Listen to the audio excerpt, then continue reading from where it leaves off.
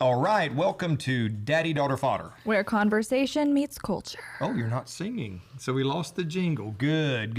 Your vocal nodes won't be developing on your. Okay, enough of ratting on me. What are we talking about today? We have a very interesting topic. You know, the internet is abuzz. People are constantly being inundated, Berated. barraged.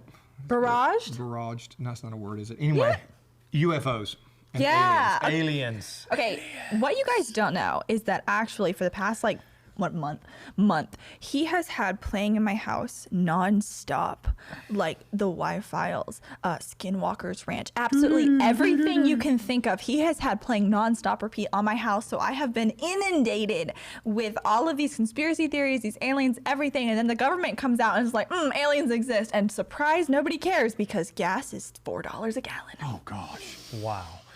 Okay, Anyway. I'm already distracted. I forgot what we were talking about. You see how that works? $4 a gallon will distract any major topic. But we're doing what the government wants us to do, and we're talking about aliens. That's conspiracy theory. That's another episode. So you're right, but you don't know the half of it. Ooh. Not only have I been looking at a lot of the documentaries and a lot of the kooky stuff that's on YouTube, I have been digging even deeper to look at some of the thesis papers of college students and professors and some of the things that kind of correspond with this topic. Actually, it intersects with another topic that is very, very controversial.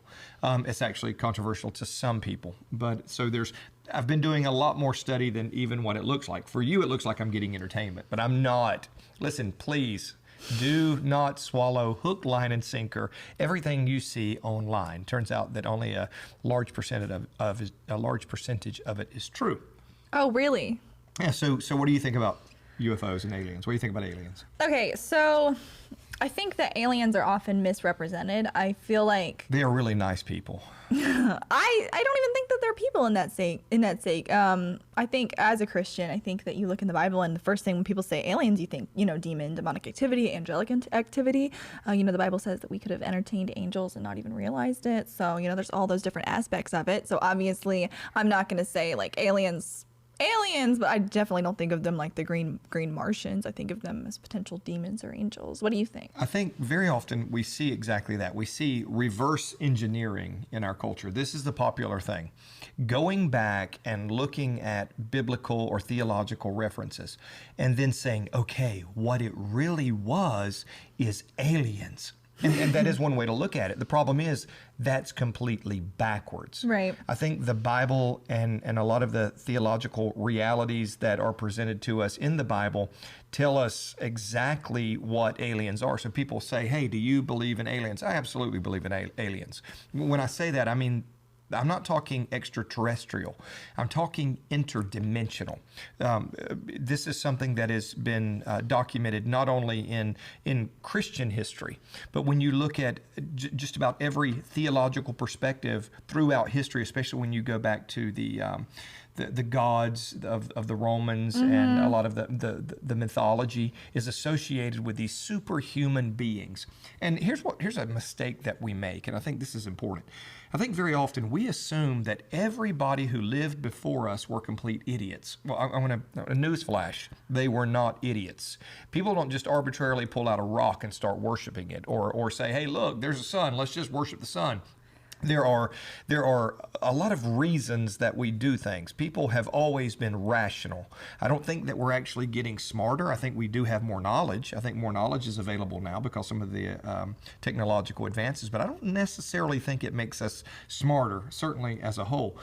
But when we look at the idea that there are aliens, that there are other creatures out there that are different, the Bible tells us very, very clearly they are. And they are very real, and they're intellectual entities. Now, as I begin to look at a lot of the alien stuff and a lot of the UFO activity, do you remember the documentary, The Skinwalker Ranch? Yes, I remember that was the first one that I noticed. Wow, my dad's super into this stuff. I guess I don't know, it's cool or whatever.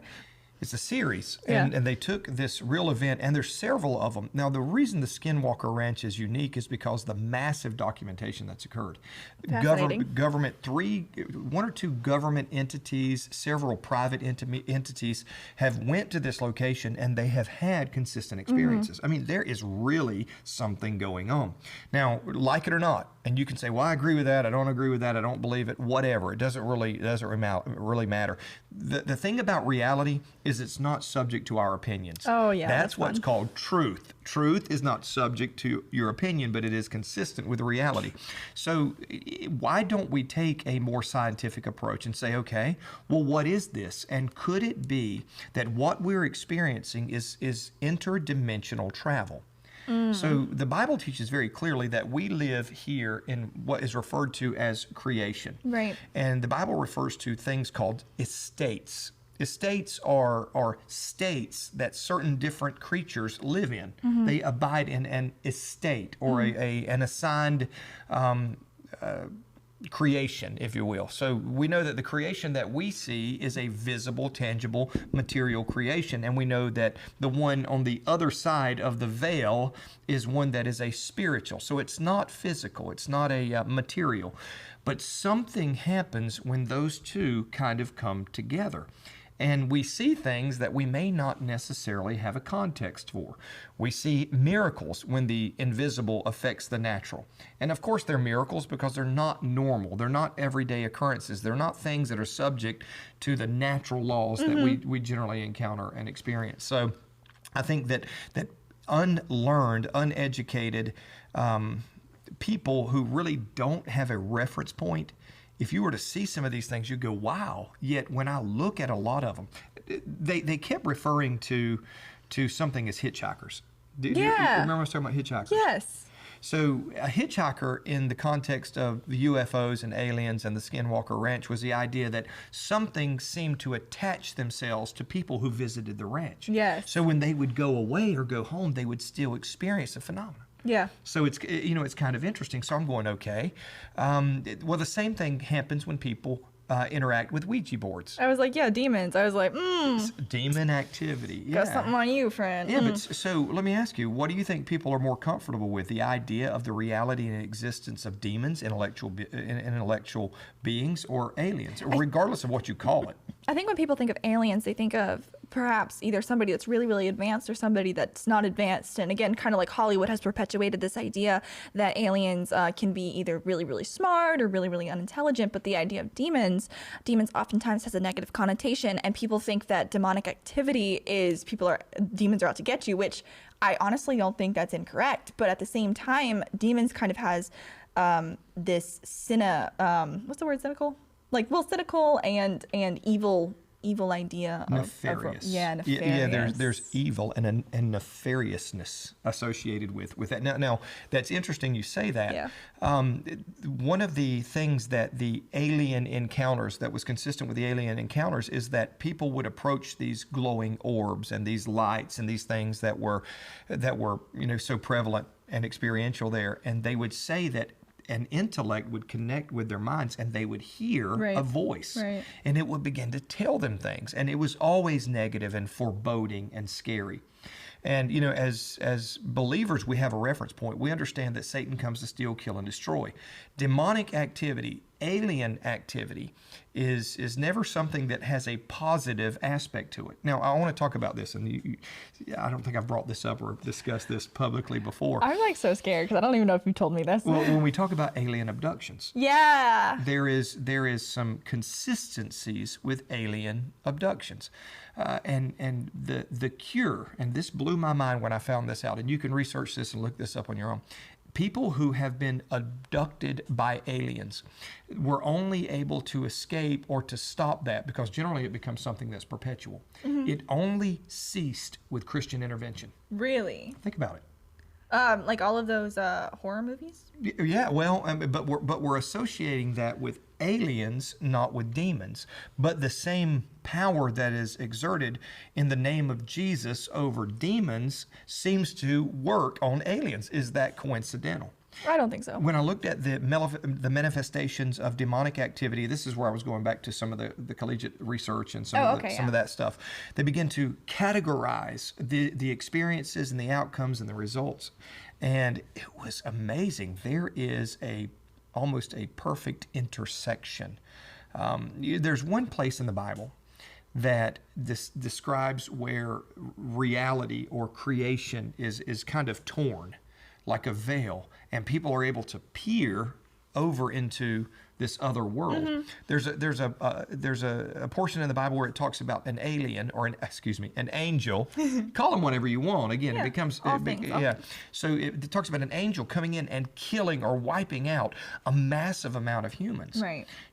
So what would happen? What would have occurred if people would have experienced one of these interdimensional beings coming, proclaiming themselves to be something? And would they? I mean, they would consider them a god, especially if they had supernatural power. Yeah, that's crazy actually to think about. Think about that actually. Yeah. Yeah. So people ask, are there UFOs?